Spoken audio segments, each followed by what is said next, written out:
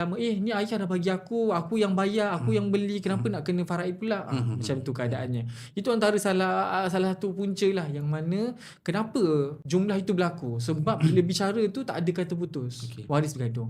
Pertama. Kedua, waris sendiri tak faham tentang pembahagian harta itu macam mana. Kadang-kadang dokumen tak cukup, kan? Sampai kematian berlapis-lapis, kan? Elok yang matinya tinggal warisnya hanya 5, seorang isteri 4 orang anak.